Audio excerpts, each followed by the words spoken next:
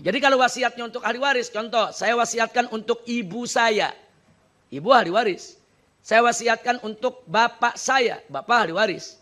Saya wasiatkan untuk istri saya, istri ahli waris.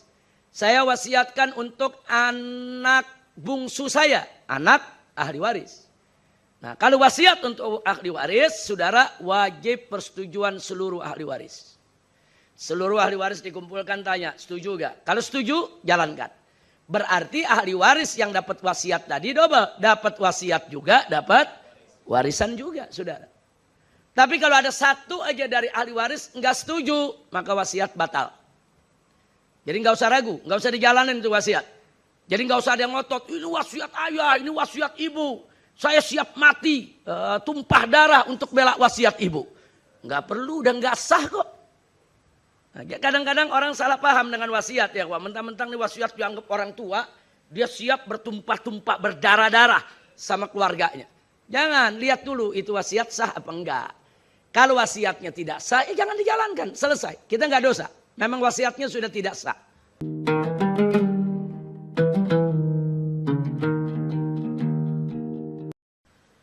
Bismillah, walhamdulillah, salatu wassalamu ala rasulillah wa ala alihi wa sahbihi wa mawalah.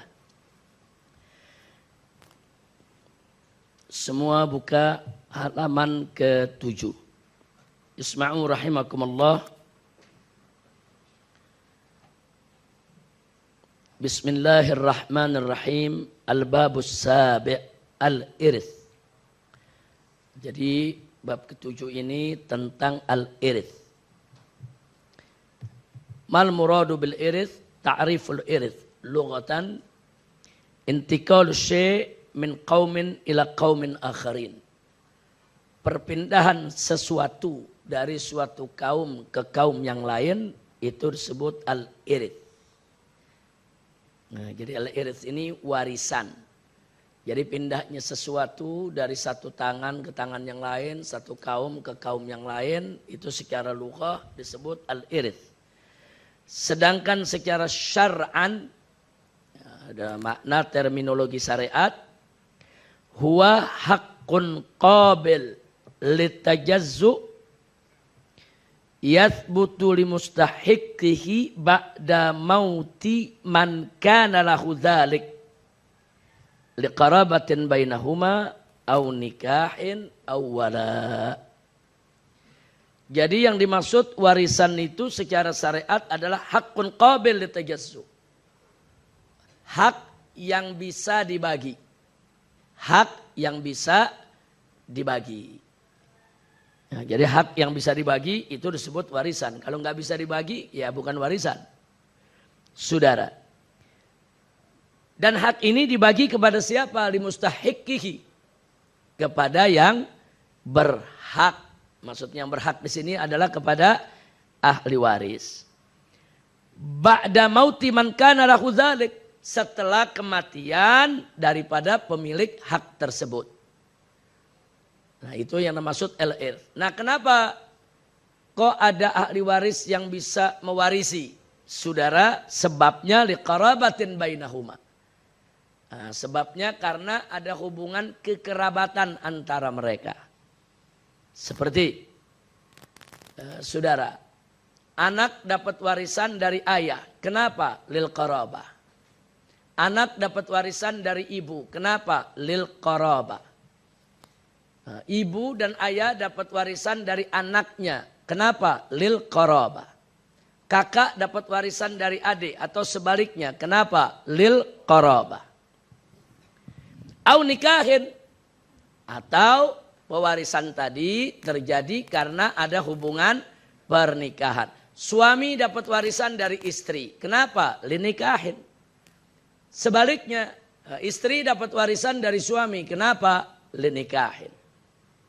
Nah, jadi hubungannya imma karena qarabah, imma karena pernikahan. Awala. Nah, atau hubungan yang muncul daripada seseorang yang pernah memerdekakan budaknya. Jadi kalau si A memerdekakan budaknya bernama si B, maka ada hubungan wala di antara keduanya.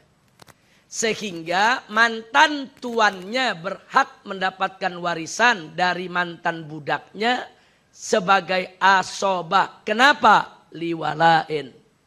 Jadi bukan karena liqorobah, bukan karena linikah, tapi karena liwala. Ini hubungan perwalian yang muncul, saudara, karena si majikan tadi memerdekakan daripada budaknya.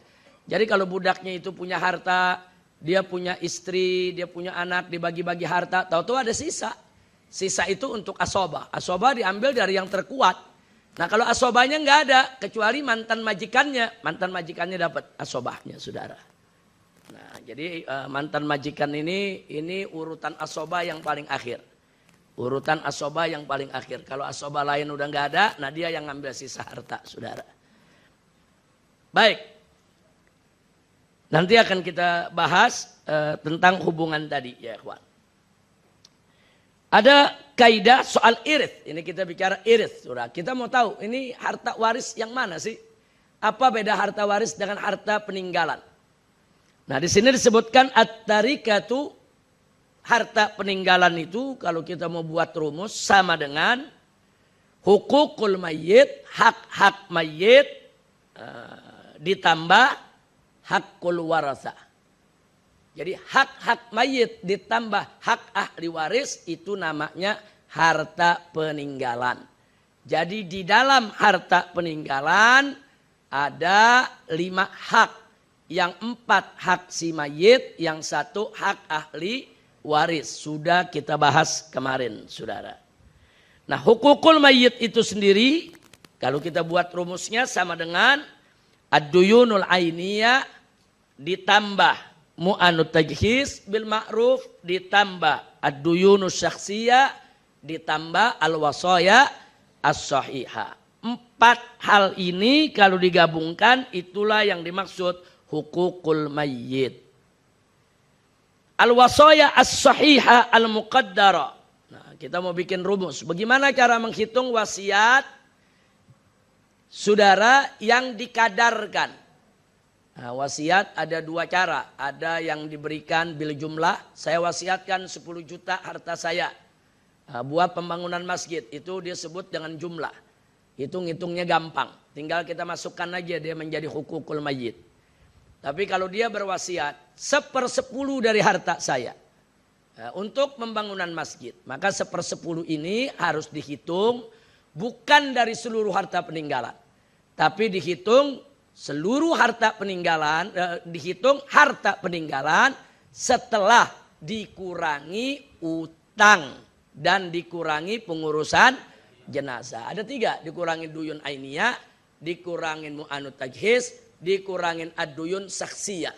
Hasilnya itu yang dikali 1/10, saudara. Nah itu rumus daripada wasiat. Makanya wasiat di sini rumusnya al-qadar. Berapa kadarnya? Berapa yang dia kadarkan? 1/10, 1/9 umpamanya. Nah dikali at-tarika dikurang hukukul mayyit dunal wasiyah. Jadi tarika dikurangi hukukul mayyit selain wasiat, hasilnya itu yang dikalikan kadar, ya ikhwan. Dengan demikian maka kita bisa ambil kesimpulan bahwa hakul warasa, bahwa hak ahli waris itu adalah rumusnya tarika dikurang hukukul mayyit. Tarika dikurang hak-hak mayyit itulah yang disebut hak warasa, hak ahli waris. Nah hak ahli waris inilah yang disebut al-irith atau al-mawruth, saudara. Inilah yang disebut harta waris. Jadi kesimpulannya harta waris sama dengan harta peninggalan dikurang hak-hak mayyit. Nah ini sekedar rumus untuk kita ikat, harus ada di kepala kita supaya kita tidak salah di dalam membedakan mana harta peninggalan dan mana harta waris, saudara. Baik, di bawah ada catatan, di bawah kitab qabil tajazzu artinya qabilun lit taksim, saudara, bisa dibagi-bagi. Kemudian yang kedua wilayatun nikah. Nah, wilayatun nikah itu salah, itu bukan, itu pakai tak, tipu, ada kesalahan cetak. wilayatun nikah. Pakai nun, saudara. Nah, sedangkan wilayatun nikah hakun qabil lil intiqal. Hak perwalian nikah itu juga bisa dipindah, saudara. Dia bisa dipindah, saudara. Tapi dia nggak bisa dibagi. Nah, mana bisa hak perwalian nikah dibagi dua? Setengah buat si A, setengah buat si B. Nggak boleh. Nah, jadi maka itu wilayatun nikah dia nggak termasuk irs, bukan irs, saudara. Untuk membedakan, kalau irs itu qabil lit taksim. Nah, dia satu hak yang memang bisa dibagi-bagi di antara ahli waris. Baik, kita masuk bab ke berikutnya, yang ke-8. Mari kita lihat. Bismillahirrahmanirrahim. Al-babus tsamin. Al-bab as-tsamin. Hisabul irth. Nah, ini menghitung harta waris. Hisabul irth, kaifiyatu ma'rifatil irth minat tarika bil qawaidil fardiyah. Jadi menghitung warisan adalah cara untuk mengetahui harta waris daripada harta peninggalan. Berapa sih harta waris yang ada di harta peninggalan tersebut? Bil qawaidil fardiyah, dengan kaidah-kaidah ilmu faraid yang sudah kita bahas tadi di halaman 7 ya ikhwan. Beberapa kaidah hitung, itu qaidatul hisab. Beberapa kaidah menghitung harta waris. Contoh, misalut tatbiq. Ini udah bawa buku semua ya. Saya minta bawa buku untuk coret-coret. Udah bawa semua kan? Iya, jadi supaya kitabnya nggak dicoret-coret ya ikhwan. Baik, perhatikan di sini. Tuwfiya sakhsun. Seseorang meninggal dunia. Wa taraka mi'ata milyun rubiyah Indonesia. Dan dia meninggalkan harta sebanyak 100 juta rupiah. Wa alaihi zakatu am. Dan dia punya kewajiban zakat setahun itu yang dia belum bayar. Nah, artinya harta yang ditinggalkan itu belum bayar zakat. Setahun. Wadain. Dan dia juga punya utang. Qadruhu yang besarannya khamsatu malayin rubiyah. Itu malayin juga salah tulis, itu malabin ditulis. Tipu. Nah, tipu-tipu perbaiki ya kawan. Nah, jadi dia meninggalkan utang. Saudara, alaihi juga itu pakai tak marbutoh. Saudara, nah, diperbaiki. Jadi besaran utangnya adalah 5 juta rupiah. Nah, tolong diingat itu. Jadi dia punya harta peninggalannya 100 juta. Kemudian ada utangnya 5 juta. Zakat yang belum dibayar satu tahun. Walitajhiz janazatihi. Dan untuk pengurusan jenazahnya istaqraq milyunen wa khamsami'ah alafi rubiyah. Nah, menghabiskan 2.500.000 rupiah atau 2,5 juta ya ikhwan. Kemudian wa kana yusi bil usr.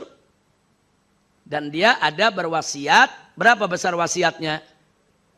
Bil usr 1/10. Berarti wasiatnya bil qadar nih.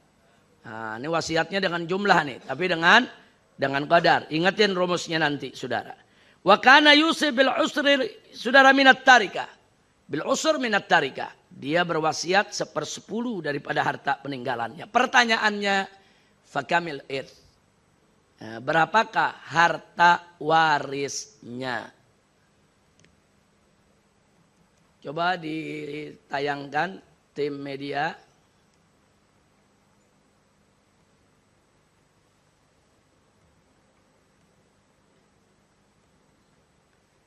Tim media tolong ditayangkan.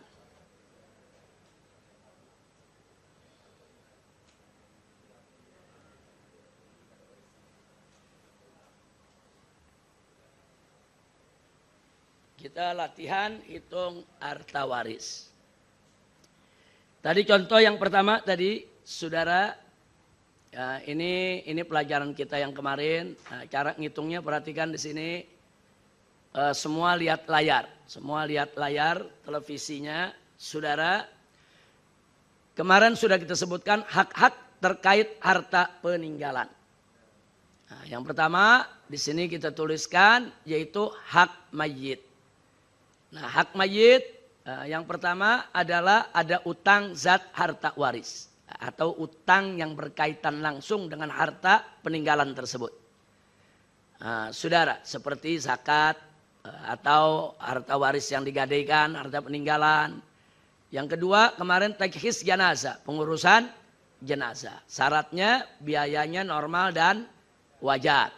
Kemudian yang keempat, utang pribadi mayit, baik utang kepada manusia maupun utang kepada Allah, saudara. Kemudian berikutnya wasiat yang sah. Nah, kalau ada wasiat yang sah berarti ada wasiat yang tidak sah. Wasiat yang tidak sah yang tidak memenuhi persyaratan.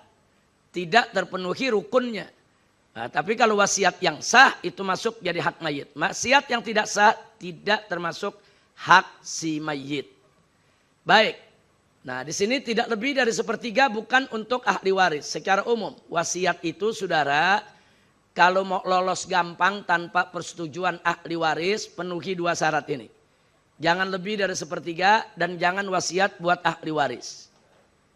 Kalau lebih dari sepertiga, maka ini harus diminta persetujuan seluruh ahli waris tanpa terkecuali. Satu aja tidak setuju, satu saja tidak setuju, bukan batal. Wasiatnya sah tapi kadarnya diturunkan sampai sepertiga. Nah, contoh dia berwasiat, 2/3 harta saya untuk pembangunan masjid. Lebih itu dari sepertiga, 2/3. Jangan dibagi dulu, jangan dijalankan dulu. Kumpulkan ahli waris semua, setuju gak? Nah, kalau ahli waris semua ridha, setuju, wasiat sah. 2/3 silakan jalankan untuk pembangunan masjid. Tapi kalau ada satu saja ahli waris enggak setuju, saudara, maka wasiatnya sah. Tapi 2/3-nya tidak sah. Sehingga 2/3-nya harus diturunkan menjadi sepertiga. Jadi tetap dijalankan wasiat. Nah, cuman kadarnya diturunin.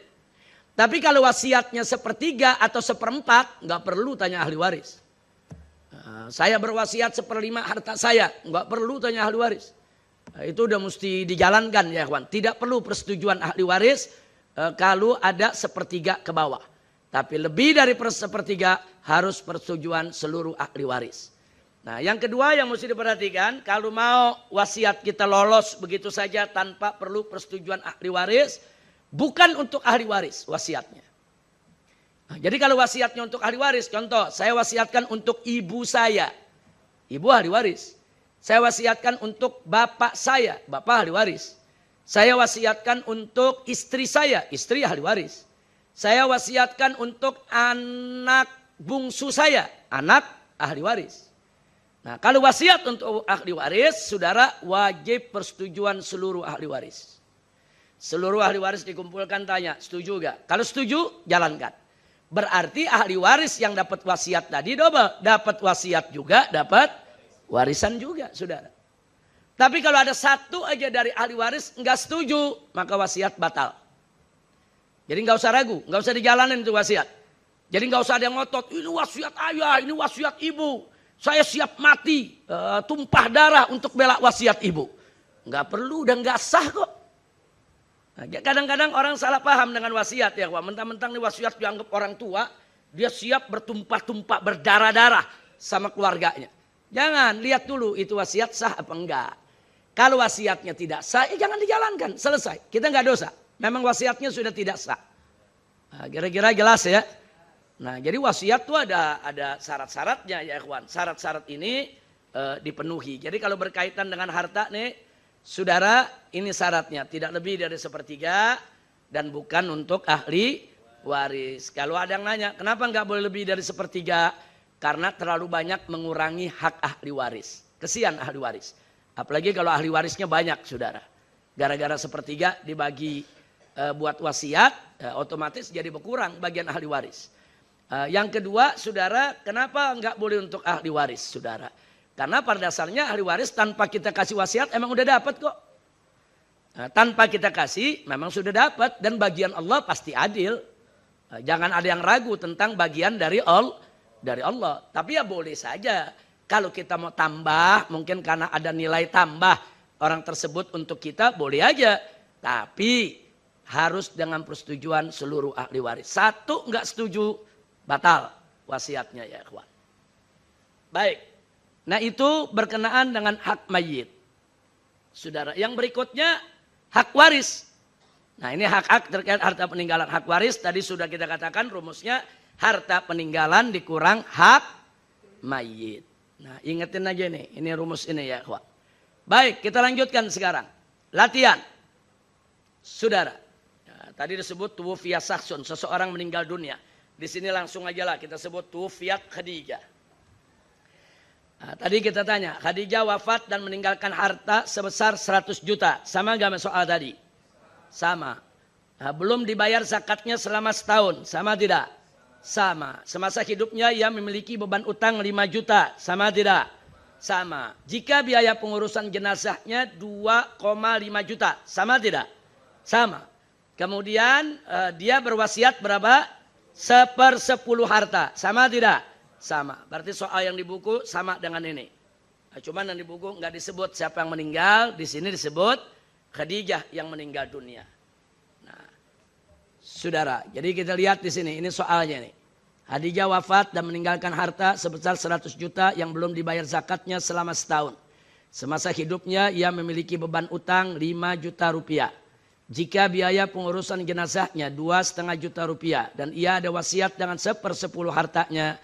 Maka berapakah harta warisnya? Nah, cara menghitungnya sebagaimana tadi sudah kita sebutkan, perhatikan baik-baik. Kita bicara sekarang harta waris Khadijah. Harta waris Khadijah pertama yang mesti kita catat adalah harta peninggalannya. Setelah harta peninggalannya nanti di bawahnya akan kita periksa hak-hak si mayitnya. Kita periksa yang pertama tadi. Ada zakat gak? Belum dibayar. Ada. Kita cantumkan zakat. Yang kedua, tadi ada gak pengurusan jenazah? Ada. Kita cantumkan pengurusan jenazah. Tajhiz. Yang ketiga tadi ada utang gak? Ada. Kita tulis. Ada utang. Saudara, kalau nggak ada nggak usah ditulis. Kalau nggak ada nggak usah ditulis. Oh tajhiz udah dibayarin orang, nggak usah ditulis. Nah, kalau nggak ada yang bayarin, saudara, kita tulis di sini. Baik. Yang berikutnya, saudara, ada wasiat gak? Ada. Ini sengaja kita kasih jarak. Kenapa kita kasih jarak 1, 2, 3, 4? Karena wasiatnya pakai kadar. Berarti nanti 1, 2, 3 kita mesti jumlah dulu. Nah, kita jumlahin, baru hitung wasiat. Nah kalau itu nanti sudah kita hitung, baru terakhir nanti kita hitung harta waris. Ini cara kita mengerjakan di kertas latihan kita bagaimana cara menghitung harta waris. Kita mulai. Tadi harta peninggalan berapa? 100 apa? Yakin? Baik kita lihat. Ya 100 juta rupiah. Sudah masuk. Hak mayit zakatnya berapa persen? 2,5% kali 100 juta berapa? 2 juta, jago-jago kalau udah ngitung duit ini ya. Baik, 2 juta kita letakkan 2.500.000 rupiah. Baik, tajhiznya tadi berapa? Pengurusan jenazah. Coba lihat di kitab. 2,5 juta juga kita masukkan. Utangnya berapa tadi? Kita masukkan utangnya 5 juta. Nah, berapa tuh jumlahnya? Jumlahnya yakin? Ya kita lihat. Jumlahnya ditambah semua 10 juta rupiah. Bagus. Nah sekarang kita hitung wasiat. Bagaimana rumus wasiat?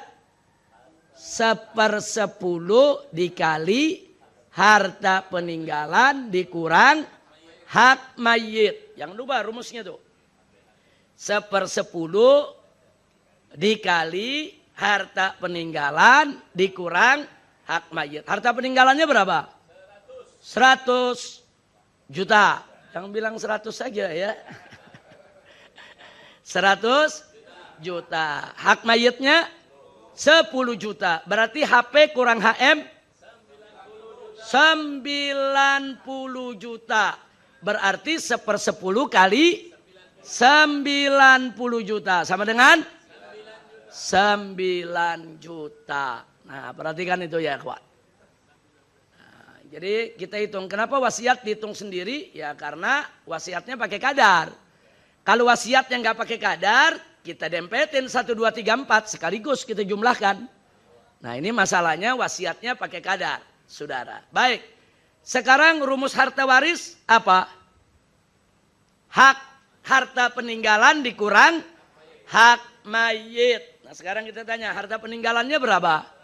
100 juta. Hak mayitnya 19 juta. Berarti HP kurang HM 81 juta. Jadi 100 juta paling atas kurang 10 kurang 9. Sama dengan 81 juta. Inilah harta waris yang ditinggalkan Khadijah untuk ahli warisnya. Sampai di sini jelas? Paham? Yakin? Nah, karena sebentar lagi Anda kasih PR nih. Yakin ya? Ada pertanyaan sebelum kita kasih PR? Ayo, khusus ini aja yang ditanya. Mana yang tidak paham? Jadi di halaman 8 tuh kita tulis ke bawah sama dengan ini. Silakan. Tidak ada pertanyaan, langsung. Ya, sekarang kita tulis soalnya. Latihan pertama. Nah, ini latihan pertama nih. Silakan ditulis. Ahmad wafat dan meninggalkan harta sebesar 1 miliar. Gitu kalau harta waris enak ngomongnya miliar-miliaran. Walaupun duitnya nggak ada ya. Ahmad wafat dan meninggalkan harta sebesar 1 miliar yang belum dibayar zakatnya selama setahun. Semasa hidupnya, ia memiliki beban utang 40 juta rupiah. Dan tunggakan pajak 27 juta, 27,5 juta rupiah. Ini kita ikut mazhab yang pajak wajib dibayar ya. Nah, jangan ntar di belakang pajak nggak dihitung. Kenapa yang nggak hitung? Anda anggap nggak wajib. Nah, ini kita ikut pendapat pajak yang wajib dibayar. Taruhlah ini di negeri Islam yang baitul malnya muntazam, nggak ada korupsi sehingga pajak wajib dibayar ya kawan. Urusan negara banyak korupsi, pajak dibayar nggak bayar itu urusan lain. Baik. Dan tunggakan pajak 27,5 juta rupiah. Jika biaya pengurusan jenazahnya 7,5 juta rupiah dan ia ada wasiat dengan 1/9 hartanya, maka berapakah harta warisnya? Jangan dijawab sekarang, jangan. Catat dulu soalnya. Kalau dijawab sekarang sampai jam 5 ntar. Nah, catat dulu soalnya, catat. Di foto juga boleh, yang pakai kamera boleh foto. Nanti nyatetnya di rumah, nggak apa-apa. Di foto boleh. Ya Ustaz Haris juga boleh foto dioper di grup ya. Iya nggak apa-apa, foto oper di grup. Kali ada yang salah nyatet begitu. Baik, yang udah mutu nanti sudah semua. Yang sudah mutu nanti dioper aja di grup. Latihan kedua.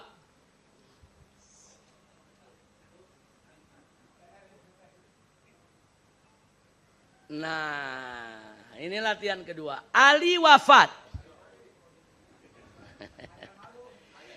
Dan meninggalkan harta sebesar 1 miliar rupiah. Yang juga belum dibayar zakatnya selama setahun. Semasa hidupnya ia berutang kepada kawannya sebesar 27 juta rupiah. Dan berwasiat untuk pembangunan masjid senilai 100 juta rupiah.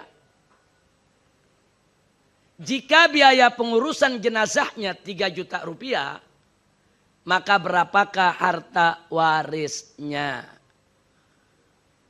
Nah, tadi latihan 1, wasiatnya pakai kadar 1/9. Nah, udah gitu ada pajak.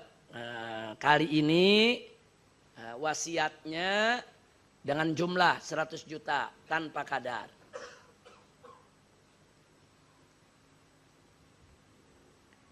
Silakan dicatat.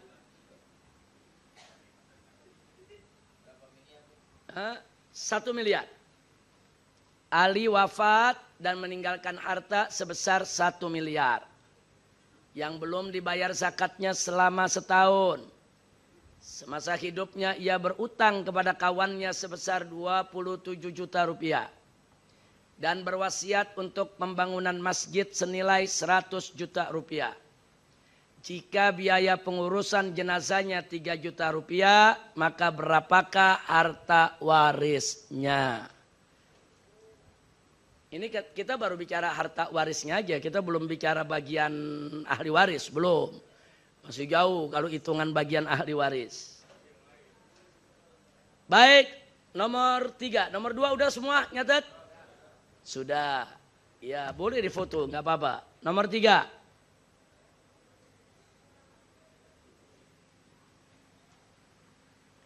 Fatimah wafat dan meninggalkan harta sebesar 100 juta rupiah yang belum dibayar zakatnya selama 1 tahun.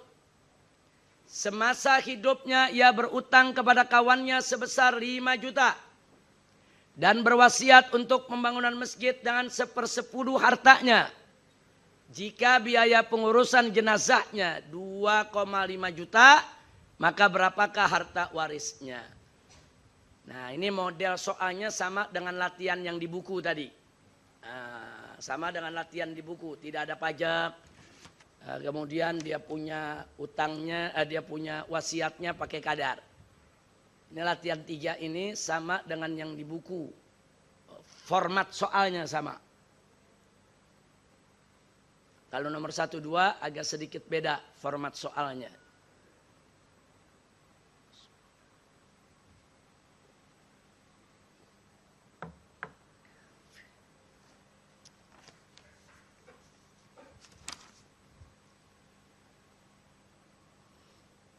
Latihan keempat. Mau berapa? Sampai 10?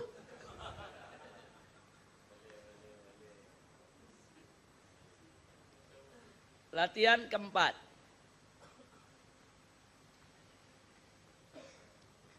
Khalid wafat dan meninggalkan harta berupa uang tunai 850 juta rupiah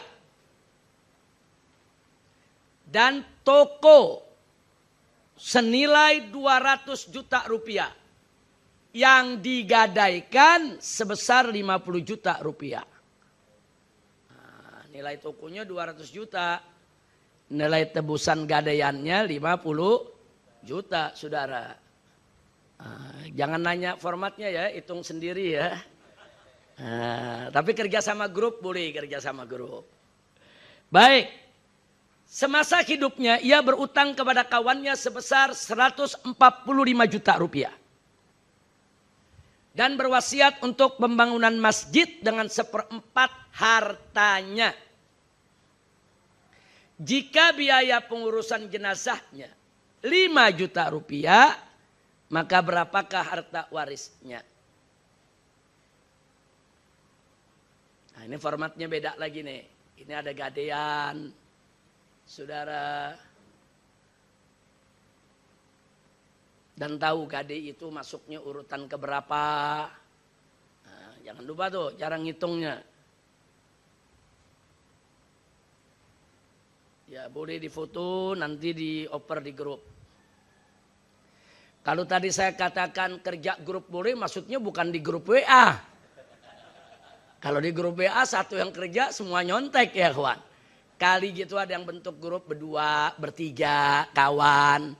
Mau kerjain bertiga boleh, nggak apa-apa. Saudara. Jadi jangan dimasukin ke grup jawabannya ya. Ustaz Haris. Maksudnya grup tuh grup apa? Apa istilahnya grup belajar? Iya, silakan, nggak apa-apa. Teman akrab berdua, bertiga, berempat, mau kerjain dulu janjian yuk kita ketemu, kita kerjain berempat boleh. Mau kerjain sendiri silakan. Kalau grup kan enak, bener bareng, salah bareng. Gimana latihan 4 sudah? Ya, saya pikir latihan 4 sudah cukup. Itu latihannya, ditulis semua, ditulis. Saya ulangi lagi tuh, latihan 1.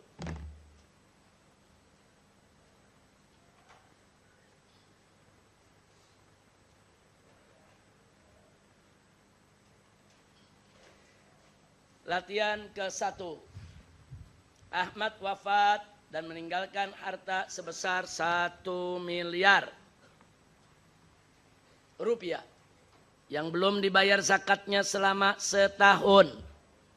Semasa hidupnya ia memiliki beban utang 40 juta rupiah dan tunggakan pajak 27,5 juta rupiah. Jika biaya pengurusan jenazahnya 7,5 juta rupiah dan ia ada wasiat dengan 1/9 hartanya, maka berapakah harta warisnya?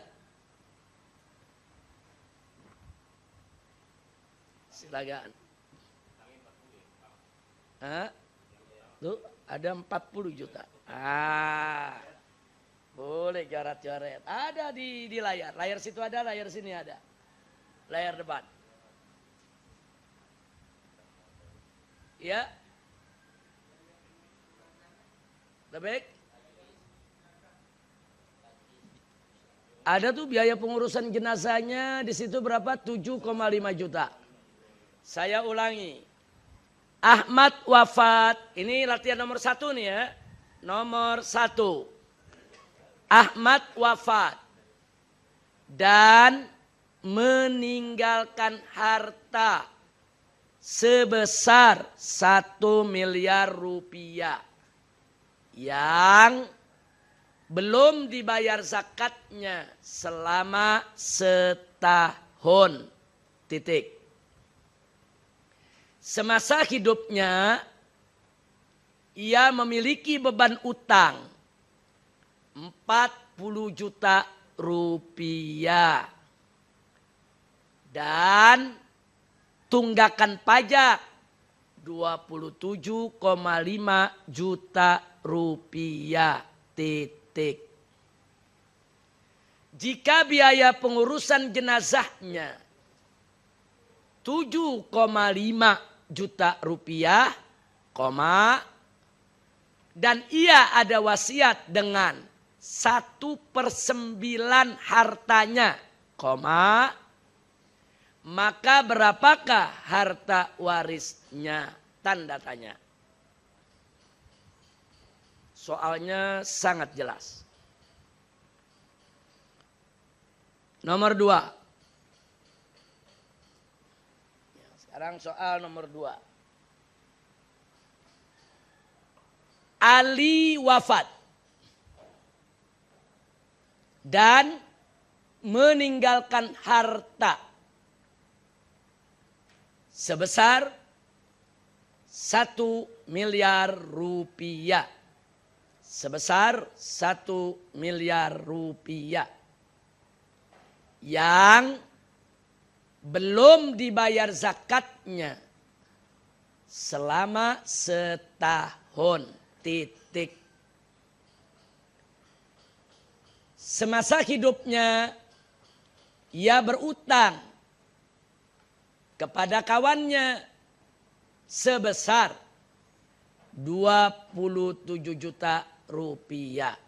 Saya ulangi, semasa hidupnya ia berutang kepada kawannya sebesar 27 juta rupiah, dan berwasiat untuk pembangunan masjid.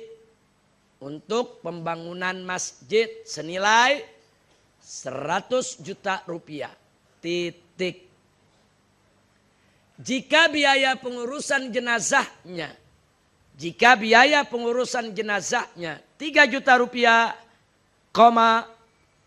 maka berapakah harta warisnya? tanda tanya.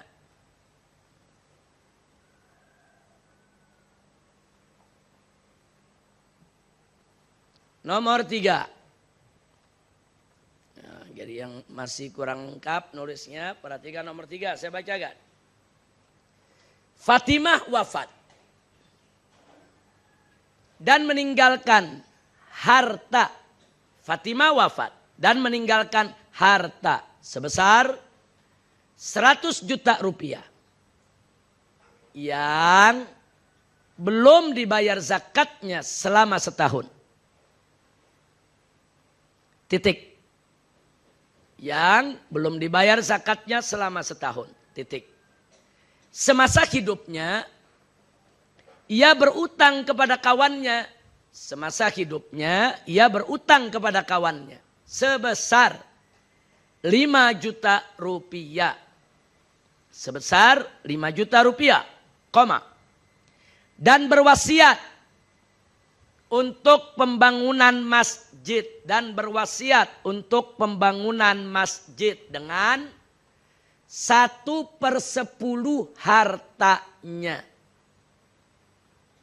1/10 hartanya. Titik. Jika biaya pengurusan jenazahnya. Jika biaya pengurusan jenazahnya 2,5 juta rupiah. 2,5 juta rupiah, koma. Maka berapakah harta warisnya? Fatimah wafat dan meninggalkan harta sebesar 100 juta rupiah yang belum dibayar zakatnya selama setahun. Titik. Semasa hidupnya ia berutang kepada kawannya sebesar 5 juta rupiah, koma. Dan berwasiat untuk pembangunan masjid dengan 1/10 hartanya. Titik. Jika biaya pengurusan jenazahnya 2,5 juta rupiah, koma. Maka berapakah harta warisnya? Yang terakhir. Latihan keempat. Khalid wafat. Sekarang namanya Khalid. Khalid wafat. Dan meninggalkan harta berupa uang tunai. Nah, kali ini sengaja disebut uang tunai karena ada peninggalan lain yang tidak tunai. Berupa uang tunai 850 juta rupiah.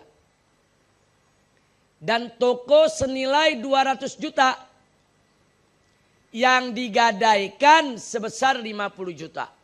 Jadi dia gadein cuma nerima 50 juta. Jaminannya 200 juta. Kalau yang 200 juta nggak ditebus, hilang tuh pegadaian zaman sekarang. Kalau pegadaian Islam nggak hilang. Kalau pegadaian Islam, uang gade nggak dikembalikan, maka si pemilik harta dengan orang yang tempat menggadaikan barang tadi berdua secara bersama-sama menjual itu barang. Nah, begitu dapat hasilnya dipotong uang gadaian yang dia pakai, sisanya tetap pemilik rumah, tetap pemilik barang. Itu pegadaian Islam ya ikhwan. Tapi kalau pegadaian riba nggak begitu. 50 juta nggak jatuh tempo nggak bayar, hilang. Rumah yang 100 juta, toko yang 200 juta hilang saudara. Itu riba, haram pegadaian macam itu ya ikhwan. Nah, pegadaian itu bukan bentuk transaksi ekonomi yang ngambil untung dunia, bukan. Jadi dalam ekonomi Islam, pergadaian itu adalah bentuk transaksi ekonomi seperti sedekah, saudara. Atau dia seperti pinjam meminjam, bukan utang piutang, bukan. Pinjam meminjam dengan utang piutang beda itu, jangan disamakan, saudara. Nah, jadi ada transaksi ekonomi yang memang kita cari untung dunia seperti jual beli, sewa menyewa, saudara, itu nyari untung memang. Tapi ada transaksi ekonomi dalam Islam yang enggak nyari untung dunia, enggak, dia nyari untungnya untung akhirat. Seperti apa saudara? Seperti utang piutang, enggak boleh kita ngambil untung. Kita mengutangkan 100 juta, ya bayar 100 juta. Nah, karena dia merupakan bentuk sedekah, dalam transaksi, saudara. Nah, jadi dia nggak boleh untuk ngambil keuntungan, termasuk pergadaian, nggak boleh ngambil untung. Pergadaian nggak boleh ngambil untung. Jadi kalau orang ngasih kita mobil harga 1 M, dia minjem duit 200 juta, kita kasih. 3 bulan dia nggak bisa bayar, jatuh tempo nggak bisa bayar. Ya kita jual mobilnya bareng-bareng yang punya. Setelah laku, berapa utangnya? 200 juta, ambil 200 juta. Nggak ditambah seperak, nggak dikurangin seperak. Ya, kawan. Nah, laku nih mobilnya, begitu dijual laku 600 juta. Saudara, katakan awal dia beli mobil 1 M, cuman karena udah bekas jadi 600 juta. Laku dijual 600 juta, yang 200 juta bayar ke pusat pegadaian, yang 400 juta balik ke pemilik. Itu pergadaian dalam Islam. Tapi kalau pergadaian riba nggak begitu. Ini pegadaian di kita punya negeri banyak riba semua ya ikhwan. Hati-hati. Baik. Tadi saya sebut pinjam meminjam itu beda dengan utang piutang. Di mana bedanya? Saudara, pinjam itu dalam muamalat Islam, saudara, itu namanya i'arah. Pinjam meminjam itu i'arah, saudara. Kalau utang piutang itu, saudara, namanya al-qarad. Beda utang piutang dengan pinjam meminjam. Kalau pinjam meminjam, saya pinjam pulpen yang ini, maka saya kembalikan barang yang ini juga. Itu namanya minjam, saudara. Kalau utang lain, saya di warung utang spidol, saya beli utang, nanti saya bayar kembalikan dalam bentuk uang, itu jual beli, saudara. Itu utang, nah, jual beli tapi dalam bentuk utang, saudara. Nah, saya kasih contoh, umpamanya saya punya duit, nomor seri duitnya umpamanya BI 123456 seri duitnya. Anda minjem duit sama saya. Duit ini saudara 100 ribuan. Saya kasih minjam. Balikinnya mesti duit yang sama. Dengan nomor seri yang sama. Itu minjem namanya. Saudara. Tapi kalau Anda ambil itu duit Anda pakai. Beli barang. Besok Anda ganti dengan duit 100 ribu yang lain. Itu namanya utang, bukan pinjam. Pinjam itu kita pinjam itu dia cuma nitip sama kita ya kawan. Dia minjemin kita untuk satu keperluan. Ada yang nanya, apa ada orang minjem duit? Ada, siapa bilang nggak ada? Tanya aja yang main di travel haji saudara. Kadang-kadang mau ngambil visa, kedutaan mau lihat duit 100 jutanya mana. Ada duit gak? Dia pinjam sama temannya 100 juta. Dia bawa ke kedutaannya duit Anda 100 juta buat jalan-jalan. Kedutaan begitu lihat ada 100 juta, dia kasih. Pulang dibalikin lagi sama temannya itu duit. Itu namanya minjam. Itu namanya minjam, saudara. Minjam nggak boleh ngambil untung. Nggak ada minjam ngambil untung, nggak boleh. Minjam segitu, pulangin segitu. Kalau kita ambil, kita pakai, saudara, itu juga nggak boleh ngambil untung. Tapi, saudara, dia wajib bayar. Begitu dia bayar, kan nomor seri duitnya udah beda. Sama apa beda? Beda, kita minjem orang 100 ribuan, kita pakai, bulan depan kita bayar, apa nomor serinya sama? Nah kalau nomor serinya beda, itu namanya utang. Atau di masjid ada titip menitip, titip nggak boleh bayar. Wadiah, nggak ada wadiah bayar ya kawan. Titip sendal bayar, kalau bayar bukan nitip namanya. Nah, kalau bayar itu namanya sewa tempat penyimpanan. Boleh sah. Kita sewa tempat, disimpan, terus sewa ujroh untuk yang jagain. Boleh, halal, tapi jangan bilang nitip. Kalau bilangnya saya nitip nggak boleh bayar. Kira-kira jelas gak? Nah, beda ya nitip nih kalau kita belajar muamalat, bela tuh ada beda-bedanya. Nitip tuh beda sama sewa menyewa. Nah, jadi insya Allah kita nggak bahas di sini. Ini bukan majal kita nggak belajar fikih muamalat di sini. Tapi dalam transaksi ekonomi Islam kurang lebih ada 28 transaksi. Yang 14 transaksi boleh kita ngambil untung duniawi, silakan.